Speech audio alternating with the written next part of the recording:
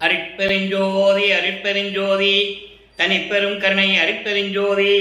எல்லா உயிர்களும் இன்புற்று வாழ்க, வள்ளல் மலரடி வாழ்க வாழ்க, கொல்லா விரதம் குவளை எல்லாம் ஓங்குக, நல்லோர் நினைத்த நலம் பெறுக, நன்றி நினைத்த எல்லோரும் வாழ்க இசைந்து.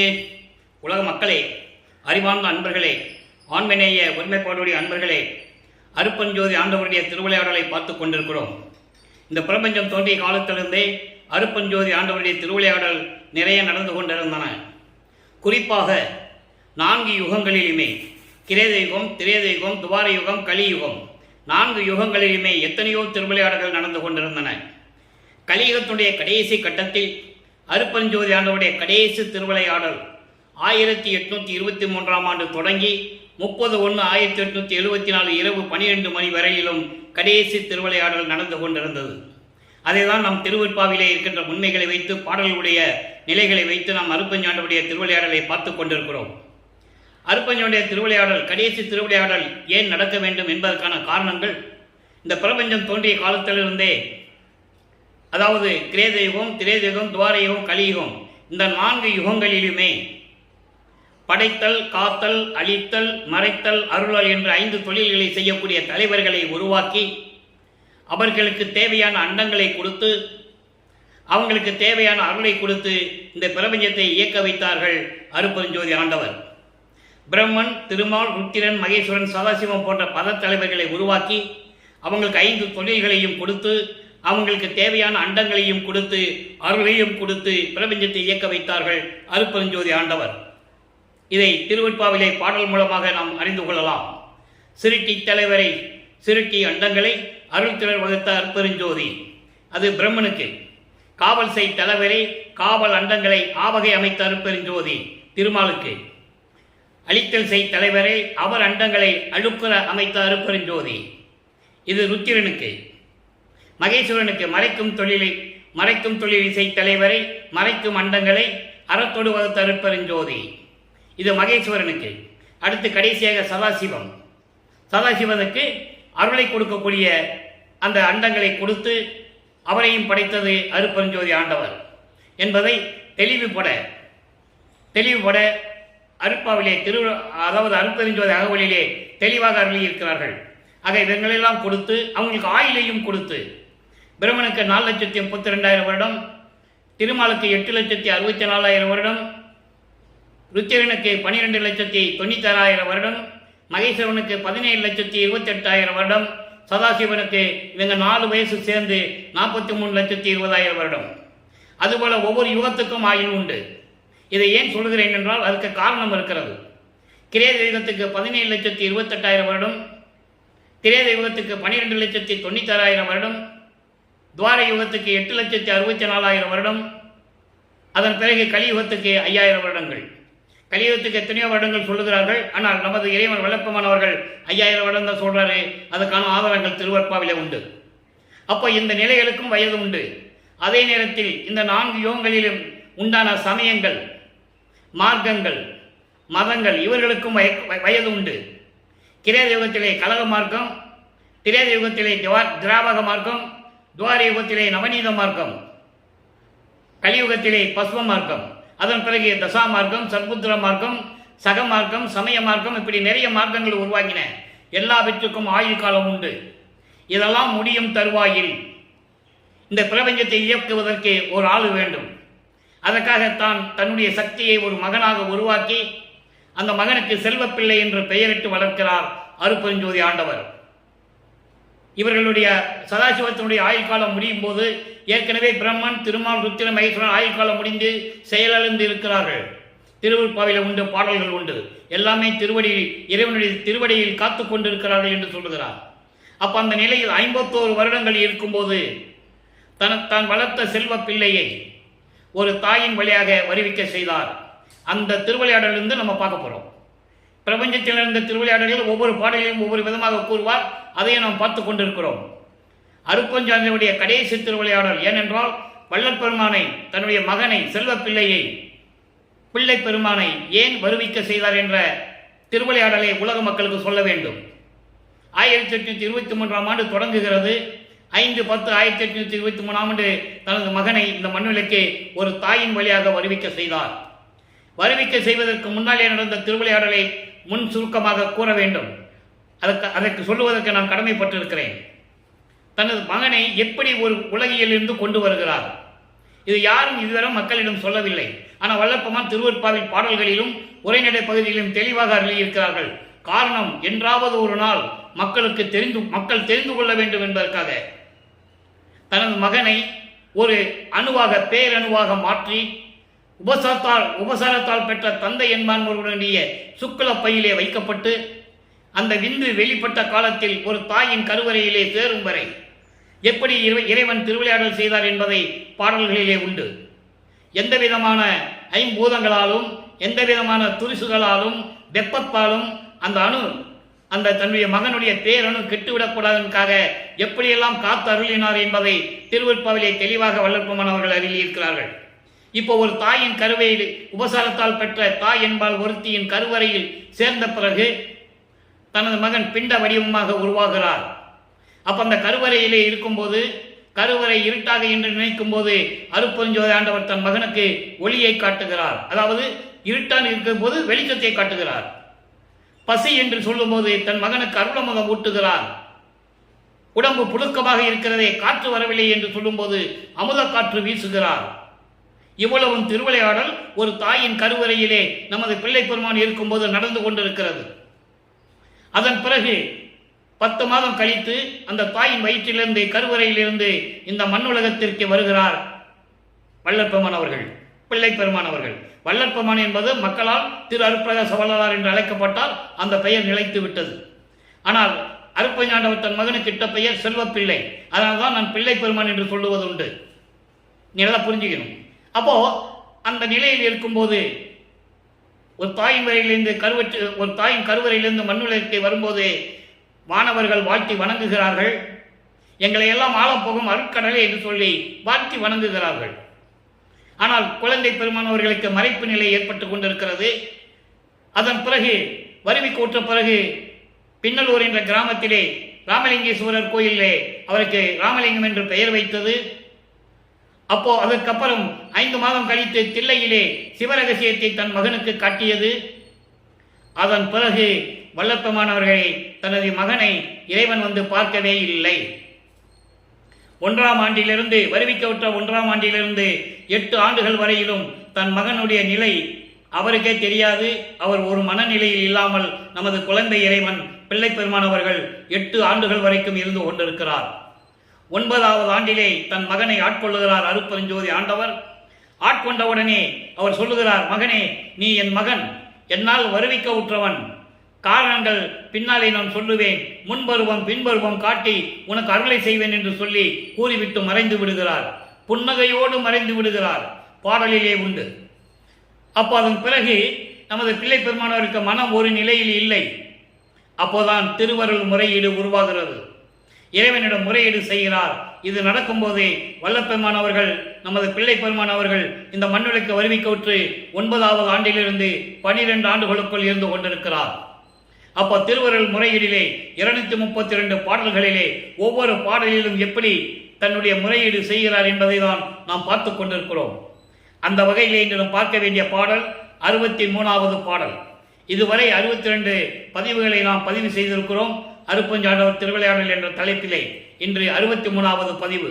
நல்ல கவனிக்கணும், பாடல் கவனிங்க. 1ஆம் திருமுறை பதிகம் 6 திருவருள் முறையீடு 63வது பாடல். கோல் வேண்டும் கோல் வேண்டும் ஏழை மனத்தினை வேறு உற்று கொட்ட கொல்லி தேல் வேண்டுமோ. நல்ல கவனிக்க, பாடல் உங்களுக்கு புரியாது, ஆனால் விளக்கம் எளிமையாக இருக்கும். நான் கூறுகிறேன். முதல் பாடலை கவனிங்க. தேல் கொட்ட வேண்டுமோ, சுட தீ வேண்டுமோ, வதை செய்திடவோர் வாழ் வேண்டுமோ, கொடும் துன்பை அதில் என் மடங்கு கண்டாய், ஆள் வேண்டுமேல் என்னை ஆள் வேண்டும், என்னுள் அஞர் ஒளித்தே பாடல். இந்த பாடலுடைய விளக்கம் பாருங்க. அதாவது பொய் பேசி பொறாமையுடன் இருக்கும் இந்த ஏழை மனது துன்பங்களால் வாடிக்கொண்டிருக்கிறது. இது தேல் வேற என்ன கொட்டணுமா? தேள் கொட்டி விஷம் ஏறி நாம் துன்பப்படணுமா? இல்லை என்றால் வேறு தீ வைத்து சுட வேண்டுமா? சூடு வைக்க வேணுமான்னு கேட்கிறார். சூடு வைக்க வேணுமா? இல்லைன்னா அதை ஒழிக்க ஒரு வாள் வேண்டுமா? அருவா வேண்டுமா? அதை விட பல மடங்கு அதிகமான துன்பத்தை நான் சுமந்து கொண்டிருக்கிறேன். அதாவது இந்த மனது துன்பத்தை சுமந்து கொண்டிருக்கிறது என்று சொல்கிறார். காரணம், வருவிக்கவுற்று 9 ஆண்டுகள் வரையிலும் தான் யார் என்று தெரியாத நிலையில் 9வது ஆண்டில் ஆட்கொண்ட பிறகு நீ தனிமையாக விட்டு சென்று விட்டாயே, எனது மனம் எப்படி துன்பப்படுகிறது.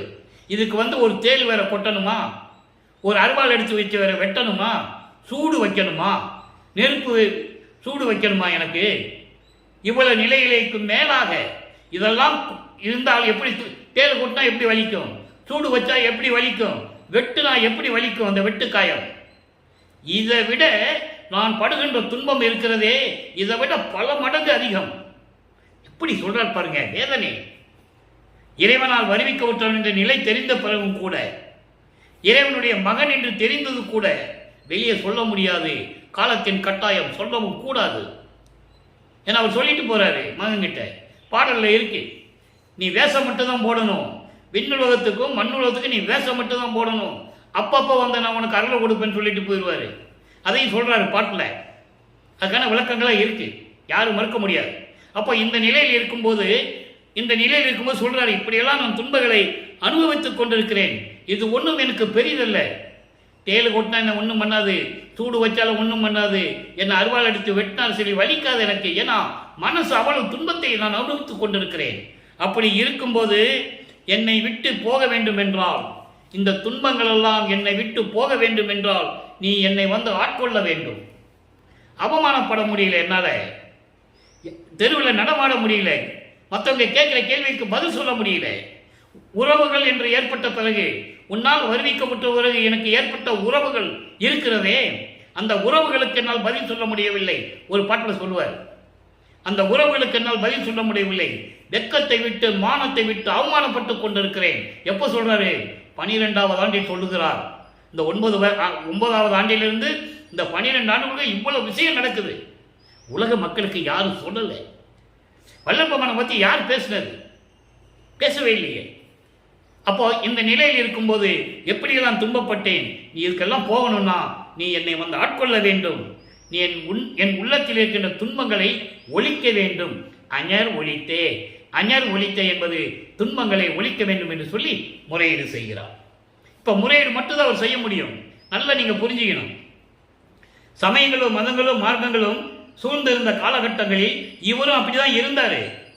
திருநூறு பூசிட்டு இருந்தாரு, உத்திராட்ச மாலையை போட்டுக்கிட்டு இருந்தாரு, கடுக்காம் போட்டுக்கிட்டு இருந்தாரு, எல்லாம் செஞ்சுக்கிட்டு தான் இருந்தாரு. காரணம், இருந்துதான் ஆகணும். அருப்பஞ்சாண்டவர் அங்கே இருக்க வைக்கிறார். மகனை சரியை கிரியை யோகம் 12 நிலைகளிலிருந்து அவரை அறியாமலேயே அவரை கடத்தி கொண்டு செல்ல வேண்டும். நல்லா புரிஞ்சுக்கணும். நீங்க ஞான சரியா வரும்போது அங்கே சுத்த சன்மார்க்கம். அப்ப இந்த நிலைகளெல்லாம் கடந்து வரணும். அப்ப இவர் அங்கே இருந்துதான் ஆகணும். இறைவனை சிவபெருமான் சொல்லிதான் ஆகணும், தியாகராஜ பெருமான் சொல்லிதான் ஆகணும், எல்லா பேரும் மாசிலாமணின்னு சொல்லிதான் ஆகணும், எல்லாம் சொல்லிதான் ஆகணும்.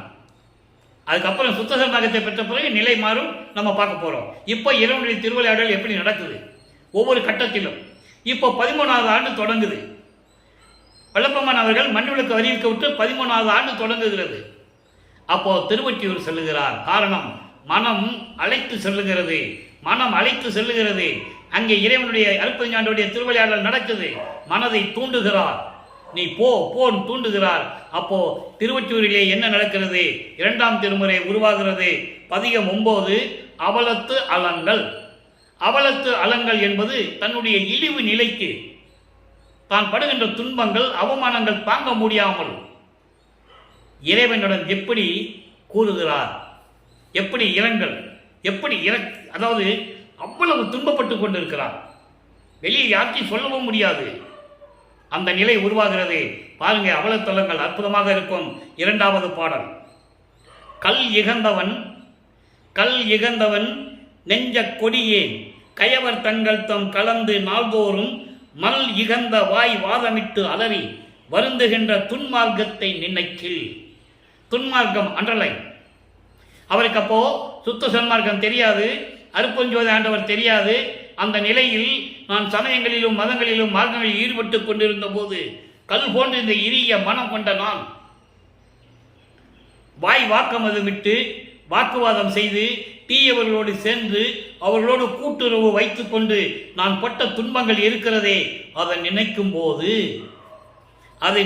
போது இல் இகந்த என் மீது எனக்கேதான் இகழும் கோபமும் இருக்கின்றது.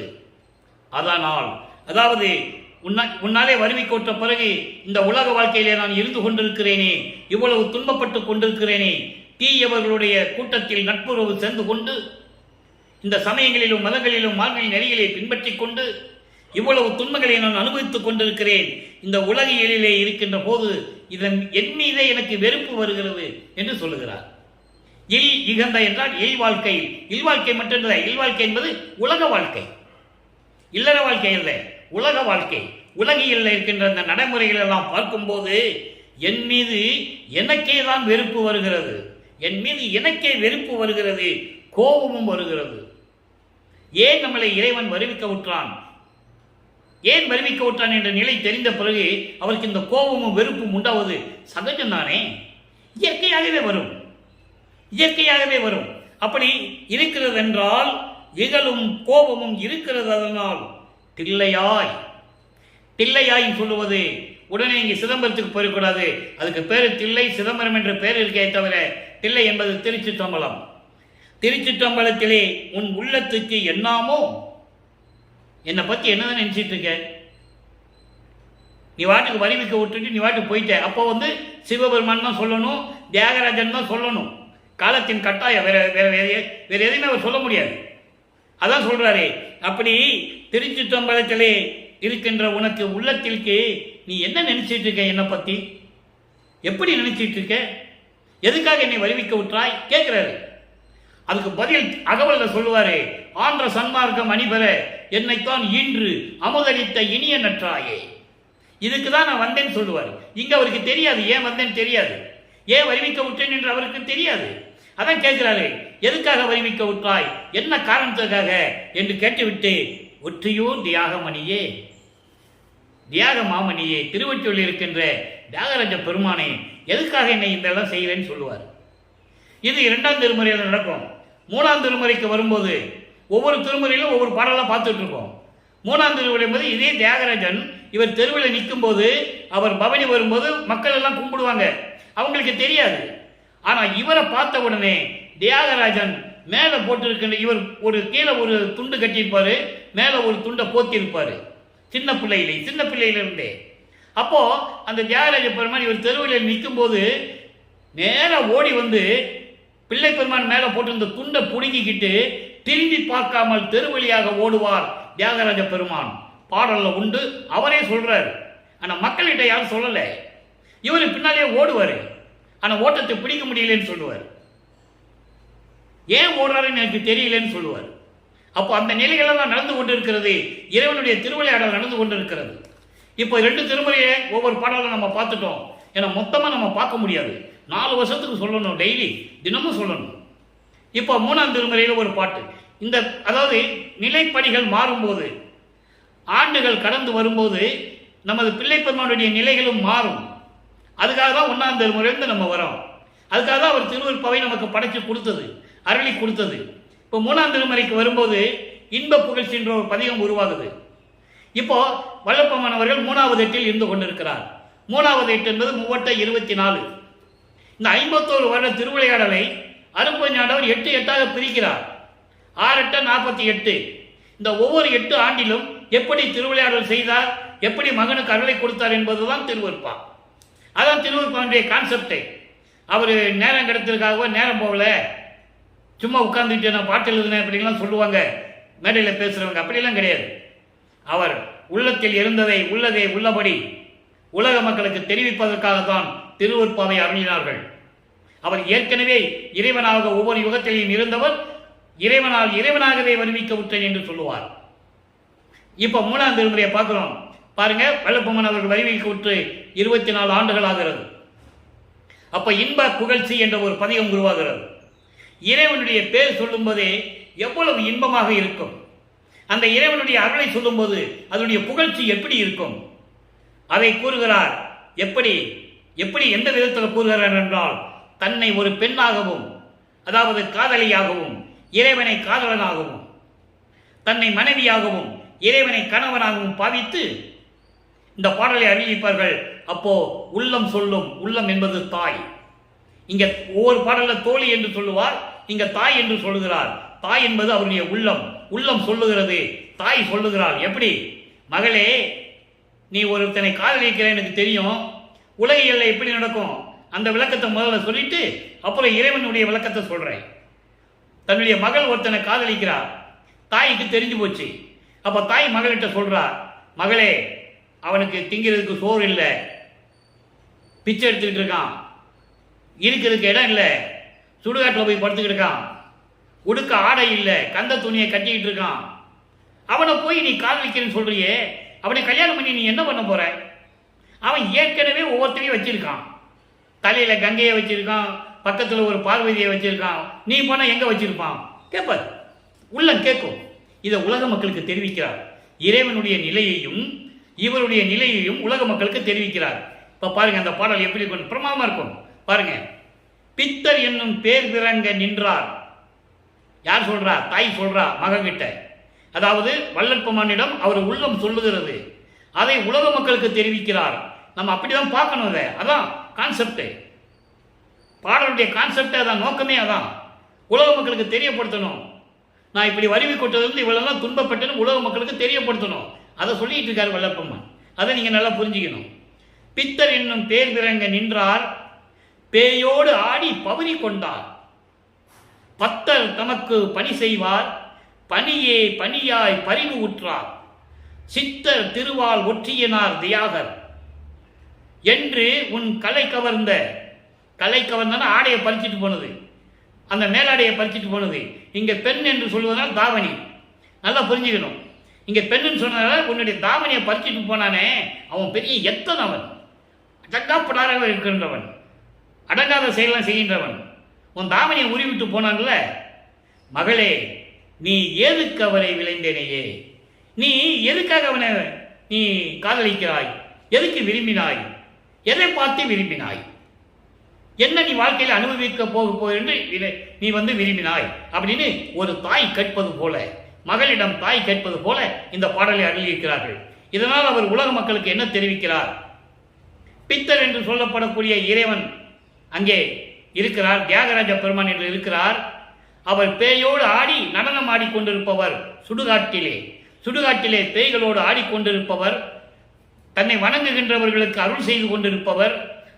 அதோடு மட்டுமல்ல, பணியே பணியாய் பரிவு உற்றார். பாம்புகளை அணிகலனாக அணிந்து கொண்டிருந்தவர். அவர் ஒரு சித்தர். திருவொற்றியூரில் இருக்கின்ற இறைவன் என்னுடைய மேலாடையை கவர்ந்து சென்ற இறைவன், இருந்தாலும் நான் அவனை விரும்புகிறேன் என்று உலக மக்களுக்கு தெரிவிக்கிறார். உள்ள என்கிட்ட இப்படி சொல்லிச்சு, நீ அவனை விரும்பி நீ என்ன பண்ண போறேன்னு உள்ளம் கேட்கும்போது, நான் அவனை விரும்பிதான் இருக்கிறேன், என்றாவது ஒரு நாள் அவனிடமிருந்து நான் அருளை பெற்றுக் கொள்ளுவேன் என்ற உறுதியோடு இருக்கிறேன் என்று சொல்லி இந்த பதிகத்தை நமக்கு அருளி இருக்கிறார்கள். நல்லா கவனிக்கணும். அடுத்து பாருங்க, 3 திருமுறை முடிஞ்ச பிறகு நிறைய சொல்லலாம், நம்ம சுருக்கமா சொல்லணும்.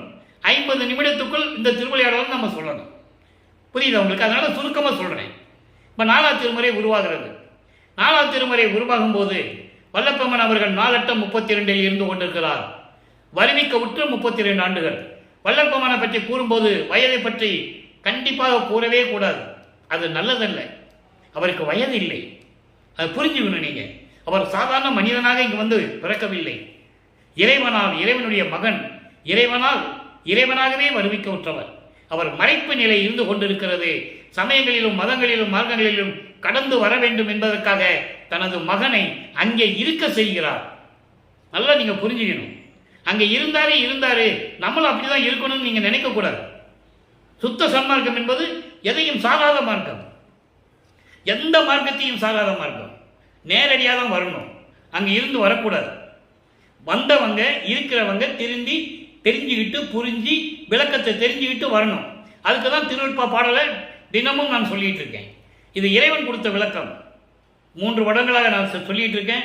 கிட்டத்தட்ட 800 வீடியோக்குள்ள நம்ம போட்டிருக்கோம். இன்னும் கிட்டத்தட்ட ஒரு 1500 வீடியோ போடணும், பதிவு செய்யணும். அவ்வளவு விளக்கங்கள் இருக்கிறது. இப்போ நான்காம் திருமுறை வரும்போது இறைவன் காட்சி கொடுப்பார். ஆக அந்த நிலைகள் எல்லாம் மாறுகிறது. 24 ஆண்டுகளுக்குள் இருந்த நிலை மாறுகிறது.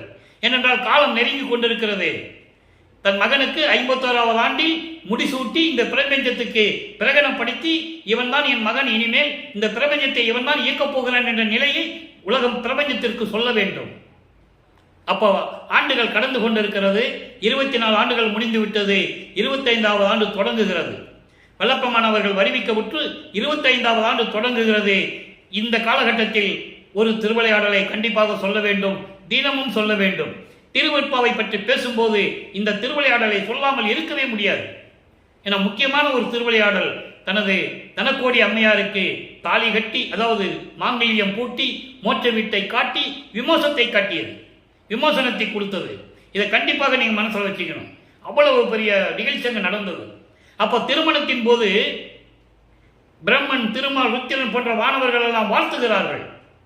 அப்ப என்னுடைய தந்தை அருப்பெருஞ்சோதியும் என் தாய் சிவகாமி வெள்ளையும் வரவில்லை என்று அவர் மனம் துன்பப்பட்டதை அந்த பாடலிலே கூறுவார்.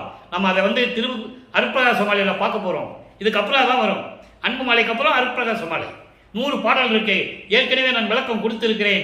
நீங்கள் நம்ம யூடியூப் சேனல்ல பார்த்துக்கலாம், எப்ப வேணாலும் பார்த்துக்கலாம். அப்போ இந்த நிலையில் இருக்கும்போது இறைவன் காட்சி கொடுக்கிறார். இவர் தலக்கோடி அம்மையாருக்கு மாங்கல்யம் கட்டி, அதாவது தாலி கட்டி விமோசனத்தை காட்டுகிறார். அதோடு அந்த நிலை முடிந்து விட்டது. அதோடு இந்த உலகியலுடைய தன்மை, அந்த பாங்கு அதோடு முடிந்து விட்டது. இப்போ சுத்த சன்மார்க்கத்தை வாங்கணும். அதுக்கு முன்னால அன்பு மாலையில என்ன சொல்றார் நல்லா கவனிக்கணும். அஞ்சாதே என் மகனே சொல்லிட்டாரா? இது வரைக்கும் சொல்லவே இல்லை. அதாவது 3 திருமுறை வரைக்கும் இந்த நிலை அவருக்கு வராது, இந்த நிலை கிடைக்கல. 4ஆம் திருமுறை வரும்போது, அதாவது 32வது ஆண்டில் இந்த நிலை தொடர்கிறது. நல்லா கவனிக்கணும். அஞ்சாதே என் மகனே, அனுக்கிரகம் புரிந்தோம். பயப்படாத மகனே, இதுவரையிலும் நான் உன்னை கஷ்டப்படுத்தி விட்டேன், துன்பப்படுத்தி விட்டேன். இனிமே கவலைப்படாதே மகனே, உனக்கு எல்லா அனுகிரகங்களையும் கொடுக்கிறோம். ஆடுக, வேண்டியவாறு நீ ஆடுக. இவ்வுலகில் நீ என்னென்ன நினைக்கிறியோ அப்படியெல்லாம் இனிமே இந்த உலகில நீ இருக்கலாம். இன்னும் சுத்த சன்மார்க்கத்தை கையில கொடுக்கல. நல்லா கவனிக்கணும். நீங்க தெரிஞ்சு போச்சு சுத்த சன்மார்க்கத்துக்கு அப்பா கிட்ட இருக்கு, நம்ம வாங்க போறோம்னு இவருக்கு தெரிஞ்சு போச்சு. ஆனா அந்த நிலைக்கு முன்னால் இந்த நிலை, இந்த திருவிளையாடல் நடக்குது. மகன் முன்னால் தோன்றி, அஞ்சாத என் மகனே, உனக்கு அனுக்கிரகம் எல்லாம் கொடுத்து விட்டோம், பரிபூரணமான அருளை எல்லாம் கொடுத்து விட்டோம். ஆடுக, நீ எண்ணியவாறு வேண்டியவாறு ஆடுக. இவ்வுலகில், இந்த மண்ணுலகில் நீ நினைத்ததை நீ சாதித்துக் கொள்ளலாம். செஞ்சாலி வயல் ஓங்கும் தில்லை மன்றில் ஆடும் திருநடம் கண்டு அன்பு உருவாய் சுத்த சித்தனாகி. தெளிவா சொல்றாரு அருட்பெருஞ்சாண்டவர் மகன் கிட்ட. எப்படி? செஞ்சாலி என்றால் செந்நெல், நெல்லில் அது ஒரு வகை. செந்நெல் நிறைந்த வயல்கள் சூழ்ந்த தில்லையிலே இருக்கின்ற திருச்சிற்றம்பலத்திலே உன் திருநடம் கண்டு அன்பு உருவாய் சுத்த சித்தனாகி. சித்த சுத்தனாகி, இங்கதான் சுத்தனே வரும், இதுக்கு முன்னால வராது. ஏன்னா சமயங்களிலும் மதங்களிலும் மார்க்கங்களிலும் சுத்தம் இல்லை. அதை இங்க சுத்த சித்தனாகி, சித்த சுத்தனாகி எப்படி வேணா சொல்லலாம்.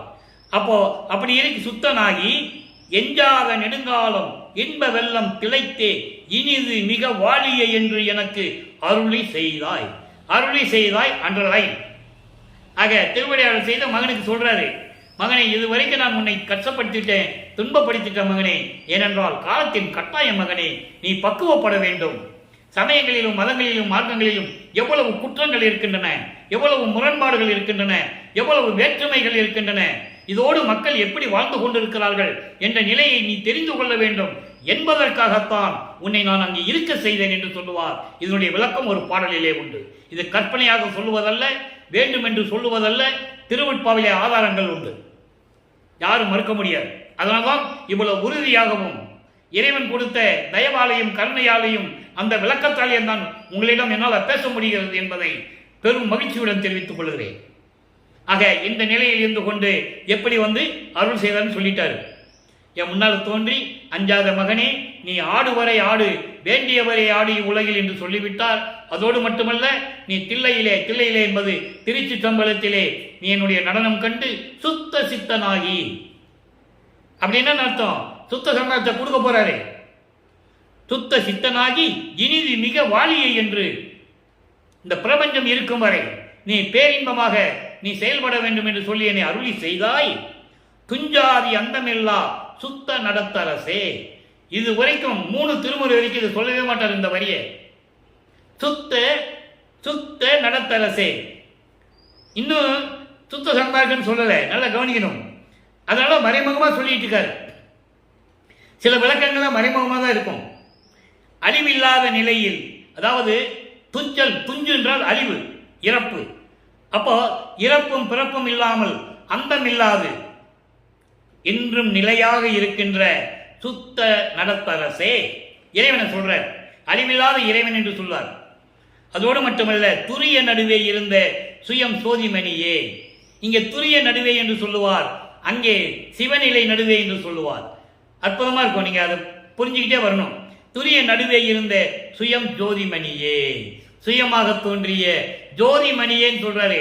நல்லா கவனிக்கணும். இன்னும் அருப்பறிஞ்சு சொல்லல, இங்க சுயஞ்சோதின்னு சொல்லுவாரு, அங்க அருப்பறிஞ்சோதி வெளிப்படையா சொல்லுவார். அதை நீங்க புரிஞ்சுக்கணும். அப்போ இந்த 4வது திருமுறை வரும்போது வல்லப்பண்ணா அவர்கள் 4:32 இருந்து கொண்டிருக்கிறார். அதாவது 25வது ஆண்டிலிருந்து அந்த 8 ஆண்டுகளுக்குள் என்ன நடந்தது தெளிவா சொல்லிட்டாரு. இப்போ சுத்த சன்மார்க்கத்துக்குள்ள என்றாகிறாரு, உள்ள நுழைகிறார்.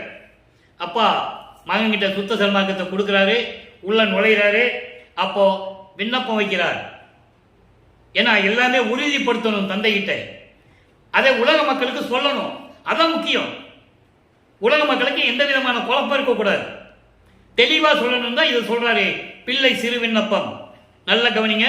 பிள்ளை சிறு விண்ணப்பம் 22வது பாடல். சுத்த சன்மார்க்கத்தை வாங்கியாச்சு. இது முன்னால சமயங்களிலும் மதங்களிலும் மார்க்கங்களிலும் எப்படி இருந்தாருன்னு சொல்லணும், இவர் எப்படி இருக்கணும் அப்படின்னு விண்ணப்பம் வைக்கிறார். அதையும் உலக மக்களுக்கு சொல்லணும். இப்ப பாருங்க, கருணையே வடிவாய், கருணையே வடிவாய் பிறர்களுக்கு அடுத்த கடும் துயர் அச்சம் ஆதிகளை.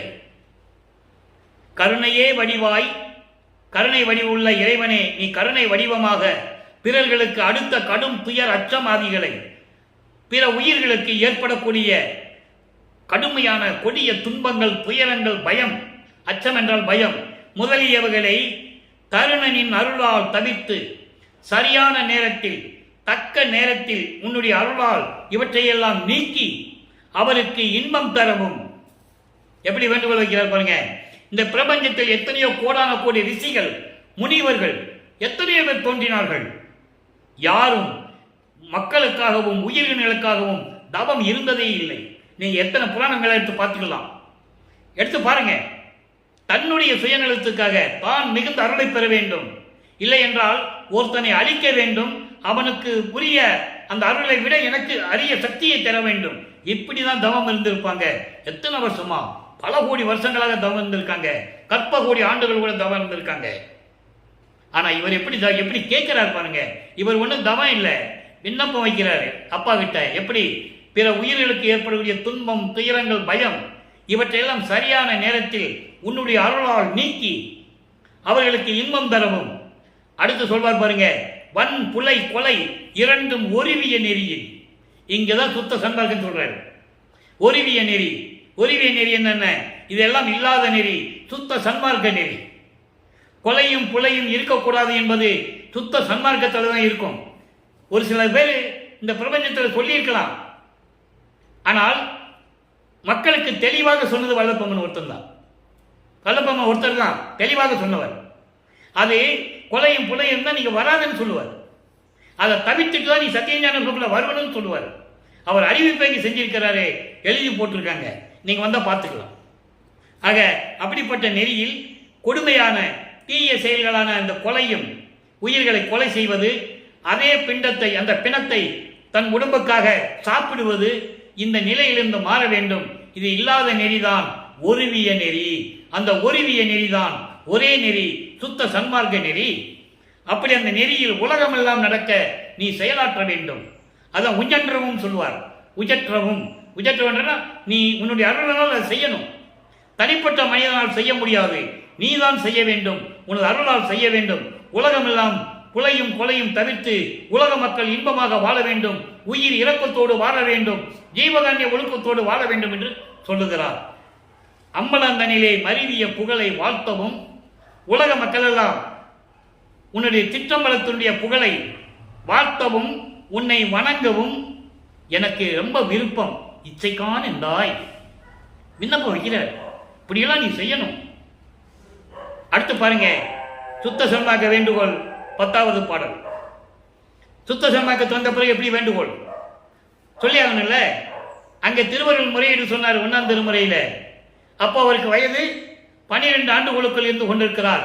அவருக்கு வயது இல்லை, வருவிக்க விட்டு 12 ஆண்டுகளுக்குள். நானே தவற சொல்லிட்டேன். வறுமைக்க விட்டு 12 ஆண்டுகளுக்குள் அந்த திருவள்ளுவர் முறையீடு நடக்கிறது. அப்போ இப்ப என்ன சொல்றாரு சுத்த சன்மார்க்க வேண்டுகோள்ல? நல்ல கவனிங்க. அருளா நான் வேண்டுதல் கேட்டு அருள் புரிதல் வேண்டும், அணுத்துணையும் சினம் காமம் அடையாமை வேண்டும். சிறிதளவு கூட கோபம் வரக்கூடாது, காமம் இருக்கக்கூடாது. மருளாய உலகமெல்லாம் மருள் நீங்கி இந்த மாயைகளும் மயக்கங்களும் மண்ணாசை பெண்ணாசை பொன்னாசை கொண்ட அந்த உலகில் இருக்கின்ற இதெல்லாம் நீங்கி ஞானம் மண்டிடத்தே வள்ளல் உன்னை வாழ்த்தியிடல் வேண்டும். சத்திய ஞான சபையிலே உன்னை வாழ்த்தி வணங்க வேண்டும். இருளாமை உரல் வேண்டும், அறியாமை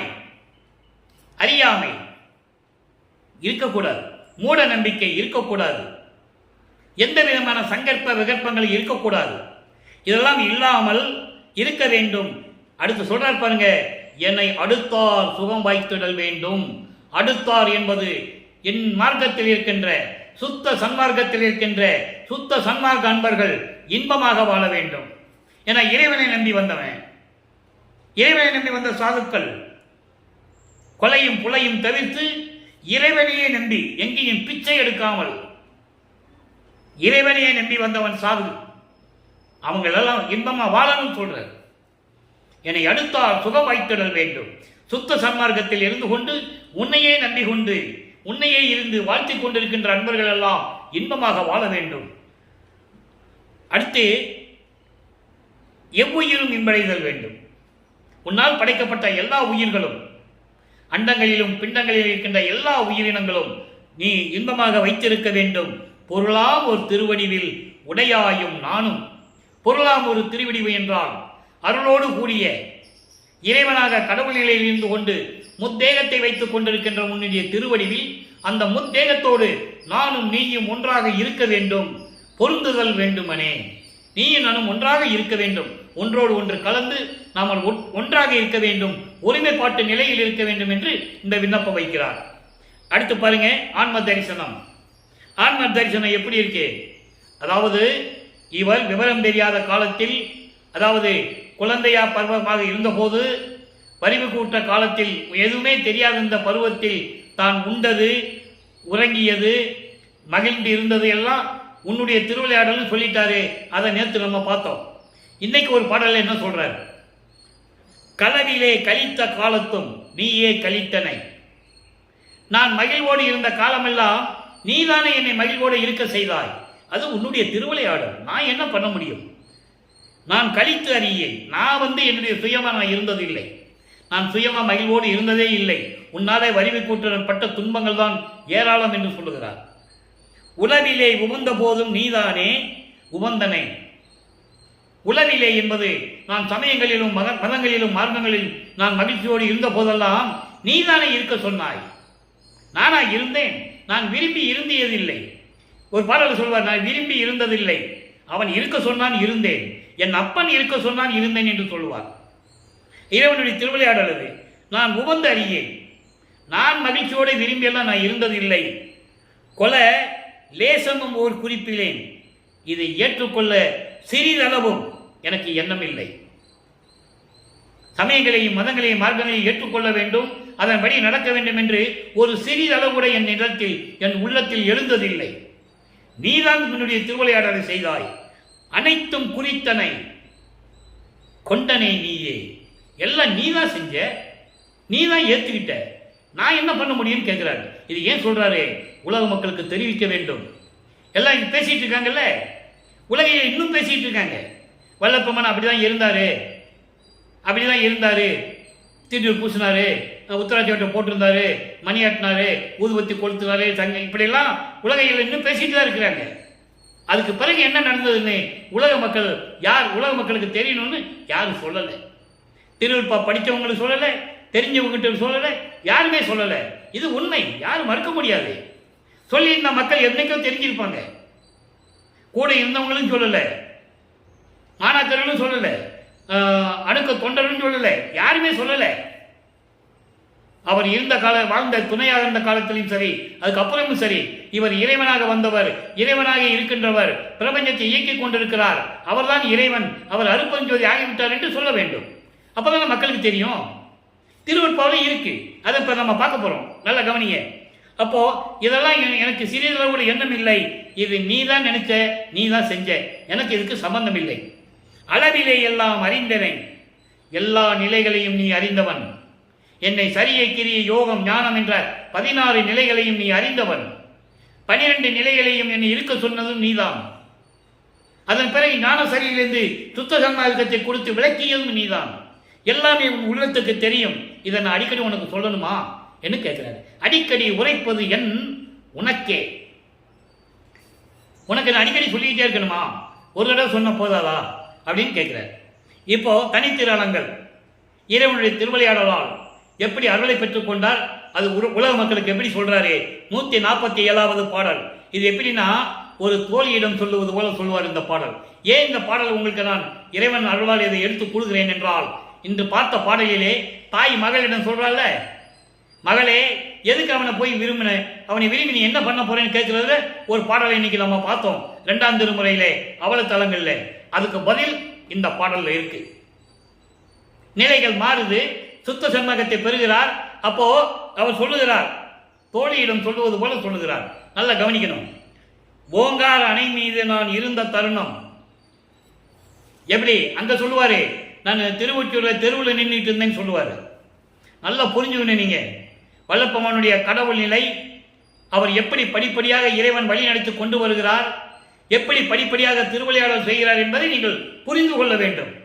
அங்கே திருவொற்றியூர்ல தெருவில் நின்றுட்டு இருப்பாரு. தியாகராஜ பெருமான் இவரை பார்த்து திரும்பி பார்க்காம ஓடுவார். பாட்டில் இருக்கு, அதை விளக்கெல்லாம் நம்ம பின்னால பார்க்க போறோம்.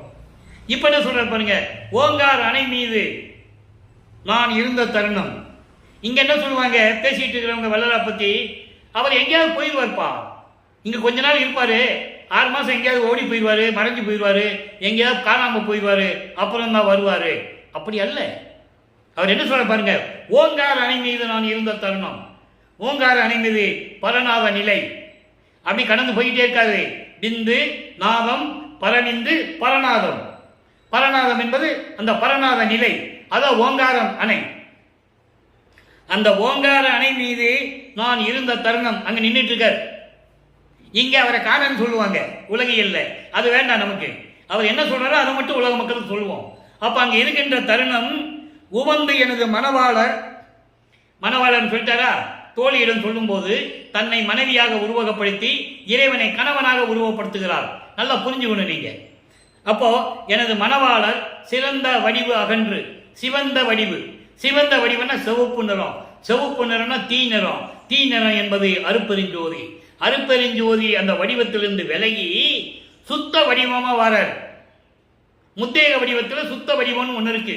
சுத்த தேகம், பிரோண தேகம், ஞான தேகம். அதான் சொல்றாரு, அந்த வடிவு நீங்கி ஈங்கார பளிங்கு வடிவு சுத்த தேகமாக எடுத்து என் எதிரே நின்றார். அப்போ இறைவன் திருவிளையாடல் செய்கிறாரு. நெருப்பு வடிவில் இருந்தவர் குளிர்ந்த தேகமாகி சுத்த தேகமாகி தன் மகன் முன் எழுந்து அருளுகின்றார். அதை ஒரு தோழியிடம் சொல்லுவார். அதுவும் நமக்கு பிரச்சனை இல்லை. அப்போ உலக மக்களுக்கு சொல்றாரு, என் முன் எதிரே நின்றார், இருந்து அருளுகை என்றேன். ஓடி போயிடாத, வந்து ஓடி போயிடுற, திரும்பி மறைஞ்சிடாதப்பா, இருந்து அருளை கொடுத்துட்டு போன்னு சொல்றாரு. அருள் கொடுகை என நான் எழுந்தேன். நான் உட்கார்ந்துட்டு இருந்தேன். அவர் எனக்கு சுத்த தேகத்தோட அருளை கொடுக்க, சுத்த தேகத்தோட காட்சி கொடுத்தாரு. இருந்து எனக்கு அருளை கொடுத்துட்டு போகணும்னு நான் எந்திரிக்கிறேன். எதுக்காக மகனை நீ எந்திரிக்கிற? நீ என் மகன் அல்லவா, எதுக்காக நீ எந்திரிக்கிற? எந்திரிக்கல வேண்டாம், அப்படியே உட்காருன்னு சொல்லி மகன் பக்கத்தில் உட்கார்ந்துக்கிறார். நல்லா கவனிக்கிறீங்க, இதெல்லாம் சூட்சமமான விளக்கம். அப்போ இவர் எந்திரிக்கலன்னு என்ன அர்த்தம்? அவரும் மகன் பக்கத்தில் உட்கார்ந்துக்கிறார். உட்கார்ந்துட்டு ரெண்டு பேரும் அதாவது உரையாடல் செய்கிறாங்க. எப்படி? ஆங்காரம் ஒளி என்றார். ஆங்காரம் என்பது அகங்காரம், செருக்கு, மதம். அதான் காமம், குரோதம், லோபம், மோகம், மதம், ஆச்சரியம். அந்த ஆணவத்தை நீ விட்டுவிடு என்று சொல்லுகிறார். நான் விட்டுவிட்டேன் என்று சொல்லி நான் தந்தையிடம் கூறிவிட்டேன். அப்போது நான் தானோ அவர்தானோ அறிந்திலன். நான் இப்படியெல்லாம் விட்டுவிட்ட பிறகு நானா அவரா என்று தெரியவில்லை. என்னோடு கலந்து கொண்டார். முன் குறிப்பை ஊங்கார இரண்டு உருவும் ஒன்றானோம். தட்ஸ் ஆல் யுவர் ஆனர் என்ற மாதிரி முடிஞ்சு போச்சு. தீர்ப்பே முடிஞ்சு போச்சு. விவாதம் முடிஞ்சு போச்சு. தீர்ப்பு சொல்லியாச்சு. That's all your honour. ஒன்றானோம். அப்ப இறைவனுடைய திருவிளையாடல் எப்படி? ஆணவத்தை அடக்கும் மகனே, நீ எந்திரிக்க வேண்டாம் சொல்லும்போது அவர் ஆணத்தை அதாவது செருக்கை அடக்க என்று சொல்லுவது தன் மகன் செருக்காக இருக்கிறான் என்பதல்ல. மதத்தை நீக்க வேண்டும். மதம் என்பது செருக்கு, அகங்காரம். அது பிண்ட துரிசில அதுவும் ஒரு துரிசு, அது ஒரு குற்றம். அந்த குற்றத்தை நீக்க வேண்டும் என்று சொன்னார். நான் நீக்கிவிட்டேன் என்று சொல்லும்போது அவரா நானா என்று தெரியாத நிலையில் நாங்கள் இரண்டு உருவமும் ஒன்றானோம். இதுதான் இறைவனுடைய திருவிளையாடல். இப்படி சொல்லணும். வல்லபெருமானை பற்றி பேசும்போது இப்படி பேசணும். பொதுப்படையா பேசி மக்களை திசை திருப்பி குழப்பத்தை ஏற்படுத்தி அப்படி பண்ணிவிட்டாங்க. திருவருட்பாவுடைய விளக்கம் உலக மக்களுக்கு தெரியப்படுத்த வேண்டும் நோக்கத்தில் தான் இந்த திருவிளையாடலை நாம் பார்த்து கொண்டிருக்கிறோம். ஆக ஒன்றானோம். அப்பொழுது அங்கே அப்பொழுது நாங்கள் ரெண்டு பேரும் ஒன்னானமே. அப்போ உறைந்த அனுபவம் தோழி நிறைந்த பெருவெளியே. பெருவெளினா என்ன? பரவெளி, பரம்பரவெளி, பராபரவெளி, பெருவெளி, பெருசுகவெளி, இப்படி நிறைய வெளிகள் இருக்கு. இந்த பெருவெளி என்பது ஒரு பேரின்பமான வெளி. பேரின்பம், இறைவனுடைய பேரின்பம். அதான் சுத்த சிவானந்தம் சொல்லுவார். சுத்த சிவானந்தம். அந்த சுத்த சிவானந்தம் இருப்பது இந்த பெருவெளியில். அப்போ நாங்கள் ரெண்டு பேரும் ஒன்றாகும் போது அந்த நிலை இருந்தது, அந்த அனுபவம். நாங்கள் ரெண்டு பேரும் ஒன்றாகும் போது ஏற்பட்ட அனுபவம் இருக்கிறதே, அது சொல்ல முடியாது உலக மக்களே. அதுதான் பேரின்பமான இடம். பெருவெளி என்பது அந்த பேரின்பத்தை வெளியாக குறிப்பிடுகிறார். வேற ஒன்றும் இல்லை. அதுக்கு அளவே இல்லை என்று சொல்லுகிறார். நாங்கள் ரெண்டு பேரும் ஒன்றா சேரும்போது ஏற்பட்ட அந்த ஆனந்தம் இருக்கிறதே, அந்த அனுபவம் இருக்கிறதே, அது பெருவெளி போல விரிந்து கொண்டே பறந்து கொண்டு செல்லுகிறது. அந்த பேரின்பம் அப்படி இருந்தது உலக மக்களே என்று சொல்லி உலக மக்களுக்கு தெரிவிப்பது போல, ஒரு தோழியிடம் சொல்லுவது போல இந்த பாடலை நமக்கு அருளியிருக்கிறார்கள். இதுதான் உண்மை. அடுத்து மெய்யருள் வியப்பு. இறைவனிலிருந்து பெற்ற அருளை வியந்து சொல்லுவது 64வது பாடல். நல்லா பாருங்க. உறவு பகை என்று இரண்டும் எனக்கு இங்கு ஒன்றானது. இந்த மண்ணுலையிலே உன்னால வருவிக்கவுற்று நான் பட்ட துன்பங்களை எல்லாம் நீ நீக்கி என்னை ஆட்கொண்டு சுத்த சன்மார்க்கத்தை கொடுத்து எல்லா அருளையும் எனக்கு கொடுத்ததனால் உறவு பகை என்றெல்லாம் எனக்கு கிடையாது. எனக்கு எல்லாம் சமமாயிற்று. அதாவது இன்பம் துன்பம். உறவு என்பது இன்பம், பகை என்பது துன்பம். இரவும் அதாவது இன்பமும் துன்பமும் எனக்கு தனித்தனியா என்று கிடையாது. எனக்கு இரண்டும் ஒன்னாகிவிட்டது. ஒன்று என்றும் இரண்டு என உலரும் பேதம் ஓடி போயிற்று. அதாவது கடவுள் என்றும் நான் என்றும் அவரே குறிப்பிடுகிறார். அவரையும் அருப்பஞ்சாண்டை சேர்த்து சொல்றாரு. ஒன்று என்றால் கடவுள், அருப்பஞ்சாண்டவர் கடவுள் என்றும் நான் என்றென்ற நிலை, அந்த பேதம் நிலை மாறி நாங்கள் ஒன்றானோம். ஒன்னாயிற்றுன்னு சொல்றாரு. ரெண்டு கிடையாது, ஒன்றுதான்றாரு. ஒன்றல்ல இரண்டல்ல, ஒன்றினின் ஒன்றல்ல, ஒன்றினும் ஒன்றே. இது அருப்பெருஞ்சோதி அகவல்ல வரும். ஒரு 4-2-8 வரி வரும். அருமையா இருக்கும் அந்த பாடலாம். அதான் இங்க சொல்றாரு. அருப்பஞ்சாண்டவர் நானும் ஒன்னாயிட்டோம். வேற வேற பேதம் கிடையாது. வேற வேற பேதம் கிடையாது. மகன் தந்தை என்ற பேதம் கிடையாது. இன்பம் துன்பம் என்ற பேதம் கிடையாது. நாங்கள்லாம் ஒன்னாயிட்டோம். மரபு நினைவு என்று என்னை வலித்த வலிப்பு நீங்கினேன். மரபு நினைவு, மறதி நினைப்பு. அதாவது மறதி ஞாபகம், மறதினா மறைப்பு, மறந்து போறது. நினைவுன்னா ஞாபகம். இப்படியெல்லாம் ரெண்டு நிலையில எனக்கு கிடையாது. நான் இருப்பது ஒரே நிலை. அந்த ஆனந்த நிலையில் இந்த மறதி ஞாபகம் என்னை தாக்கி அந்த தாக்கல் இருக்கிறதே, அதெல்லாம் நீங்கிடுச்சு. இனிமே என்னை எதுவும் தாக்க முடியாது, துன்புறுத்த முடியாது, துயரத்தை கொடுக்க முடியாது. எல்லாமே எனக்கு ஒன்னாயிடுச்சு. மன்றில் பரமானந்த நடம் கண்டு இன்பம் ஓங்கினேன். திருச்சிற்றம்பலத்திலே உனி அருள் நடனத்தை கண்டு நான் பேரின்பமாக இருந்து கொண்டிருக்கிறேன் என்று சொல்லுகிறார். அடுத்து இறுதியாக அம்பலவாணர் ஆட வருகை 9வது பாடல். கள்ளம் ஒன்றும் அறியேன் நான் ஆடவாரி.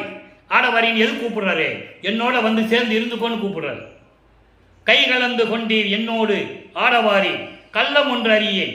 இனிமே பொய்யே நான் சொல்ல மாட்டேன், பொய்யே கிடையாது, எல்லாம் சத்தியம், எல்லாம் உண்மை, அதான் சொல்லுவேன். என்னோடு கலந்து கொள்ள வாரி, கை கலந்து கொண்டீர் என்னோடு சேர்ந்து கொண்டீர் என்னோடு ஆடவாரி, உள்ளபடி உரைக்கின்றேன், சத்தியத்தை கூறுகின்றேன், உள்ளபடி கூறுகின்றேன். ஆடவாரி உம் ஆசை பொங்குகின்றது, தள்ள அறியேன் என்னோடு இங்கே. இனிமேல் இனி என்னை விளக்க முடியாது, தாழ்கில் இறையும் சரியேன். இனிமேல் நீ தாழ்ந்தால் சிறிதளவுடன் நான் சகித்துக் கொள்ள மாட்டேன். எல்லல் அறுத்து ஆண்டு கொண்டீர். எல்லல் என்பது பள்ளி, துன்பம், அவமானம் என்னென்ன இருந்ததோ எல்லாத்தையும் நீக்கிவிட்டு என்னை ஆண்டு கொண்டீர், என்னோடு சேர்ந்து ஆடவாரீர் என்று சொல்லி இந்த பாடலை அருளியிருக்கிறார்கள்.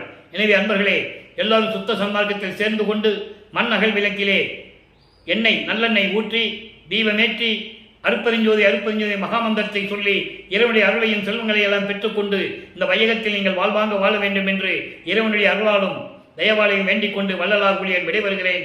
மீண்டும் நாளை சந்திப்போம். அருப்பெருஞ்சோதி ஆண்டவருடைய திருவிளையாடல் மீண்டும் தொடரும், நாளை தொடரும்.